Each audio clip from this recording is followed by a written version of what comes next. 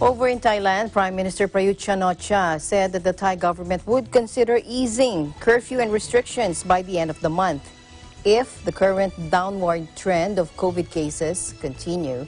More from Gila Pablo. Hello, Gila. Yes, good afternoon, Alma. So here's the update here in Thailand. The government may start to ease the curfew by the end of this month if COVID-19 cases continue to fall. However, Alma, City Raj Hospital is urging the authorities to do so sooner. The Center for COVID-19 Situation Administration, or CCSA, on Wednesday reported 30 new cases of the coronavirus, increasing the national figure to 2,643. The figure was down 4 when compared to cases recorded on Tuesday.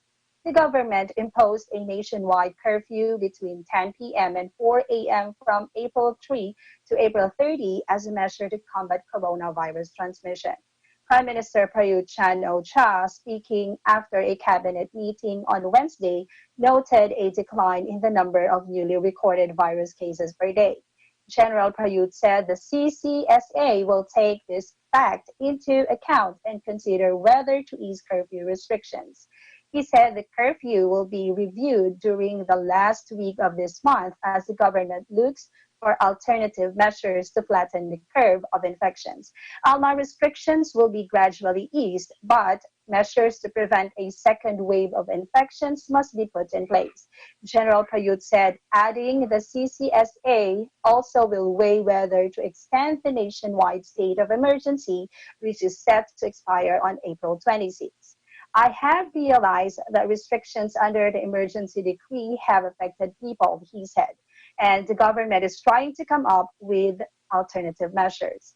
Prasid Watanapa, Dean of the Faculty of Medicine, City Raj Hospital, Mahidol University, said curfew restrictions should begin to be relaxed after April 22, following a 14-day incubation period for new infections. The suggestion to ease curfews early followed a request from the business sector. Dr. Prasid also said the declining number of new infections after the 14-day period should be used as the real indicator of when the curve is being flattened in Thailand. According to that indicator, starting on April 9, new infections should slow, he said. Even though the number of new cases showed a downward trend, the kingdom must not lower its guard or else the novel coronavirus disease will continue to affect the country. If the number of new cases grows, Thailand's public health service could collapse due to a critical shortage of resources, including beds, tools, manpower, and medicine. This is why authorities stress flattening the curve to alleviate pressure on the system. However, Dr. Prasid said the country has been doing a good job to curb the number of new cases, with reductions by 30 to 40 per day, noting a study by the hospital found new cases should not exceed 32.7 cases per day. He said, if we have truly seen a decreasing number of new cases, death rates, and several recoveries, it means that the outbreak is going to ease. Then the government could gradually ease restrictions on some activities, he added. And additionally, Alma, the cabinet on Wednesday endorsed a proposal to extend the COVID-19 financial compensation program for formal workers under the social security system affected by the pandemic. The compensation will cover members who have lost their job or were suspended due to the outbreak which hit the country in the beginning of this year. The proposal to do so was approved on Tuesday by the Social Security Board, which agreed the impact of the outbreak on workers was legally considered as force majeure. It will also cover workers with COVID-19 and those under the mandatory 14-day quarantine period. Meanwhile, Alma, Prime Minister Prayut Chan-o-cha has added or stressed the government has yet to finalize the period for its 5,000 baht cash handout scheme to those affected by COVID-19, as the existing fund only covers 1 month. He said the government needs to wait for the enforcement of legislation to borrow 1 trillion baht so it will have more money to allocate to those affected. Earlier, the government said it would allocate 5,000 baht per month for 3 months from April to June to 8 to 9 million to temporary employees and self-employed workers hit by the virtual economic shutdown imposed to contain the virus. Alma, there are at least 27 million people registered for the cash handouts, but the government said it will pick only 8 to 9 million people to get the money. As of Wednesday, about 12 million registered people had been disqualified. General Prayut added the current central budget worth 50 billion baht could cover just 1 month, and the next payments would have to wait for enforcement of an executive decree on the borrowing. He said, "Still, I can assure you that I will take care of all affected people." And according to General Prayut, the executive decree on borrowing is expected to come into force late this month or next month, and payments are likely to be made on late April or May. He was referring to one of three executive decrees to be issued in the third phase of the stimulus worth 1.97 trillion baht to shore up the economy battered by the pandemic.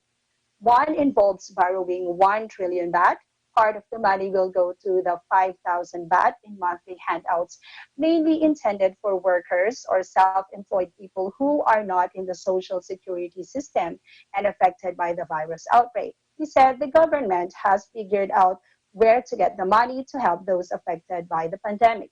He also added the government will also seek the transfer budgets from various ministries to fund the COVID-19 relief measures, but a law must be enacted to authorize these. And also, Alma, addressing the protest by the disqualified applicants, the Prime Minister pleaded for understanding.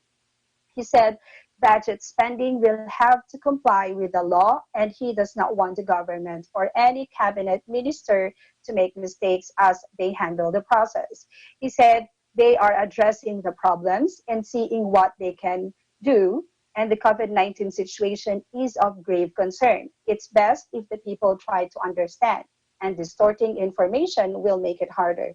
According also to the Prime Minister Alma, the government's plan is to provide assistance to all groups affected by the virus in a fair manner, and the relief measures are based on a database of 37 million people in the workforce, which comprises 9 million self-employed or informal workers, 11 million formal workers, and 17 million farmers. The government also is considering measures to help those farmers, he said. However, Alma, he said individuals would have to make necessary arrangements to help themselves, while the government will try its best to alleviate their hardship. A source said the government will have enough funds to allocate to affected people for 3 months, since the legislation is likely to be enforced at the end of this month or early next month. Back to you, Alma. All right. With regards to Thailand prison riots update, you had this a few weeks ago. They stopped the prison visits there. And other countries also have suspended thousands of prison sentences to avert a serious case of, to avert a serious coronavirus outbreak in jail cells. What about in Thailand? What have they done so far? How did the government address this? Yes, Alma. The Department of Corrections has suspended jail sentences for more than 8,000 inmates nationwide to ease overcrowding in prisons during the COVID-19 pandemic. They have sped up three processes of granting suspended sentences or cutting the prison term for qualified inmates, including those facing minor offenses and or exhibiting good behavior. However, Alma, a department source said no high-profile inmates or those who had committed serious crimes are eligible for suspended sentences. Prisons nationwide say they have maintained a high standard of hygiene, and wardens report they are constantly on the lookout for any inmates who fall sick. Between October 2019 and March, 7,890 inmates were granted suspended sentences. Police Lieutenant Colonel Prawut Prongshrinil, Deputy Director General of the Department of Corrections, said they were released in 2 batches per month. The inmates released after being given suspended sentences are required to report to provincial probation officers regularly, once every 3 months for those of advanced age, and once a month for younger, healthier parolees. Alma? All right. Thank you very much, Gila. And I'll see you soon. Please stay healthy. Thank you, Alma. Reporting live from Bangkok, Thailand, this is Sheila Pablo. We live in interesting times. ASEAN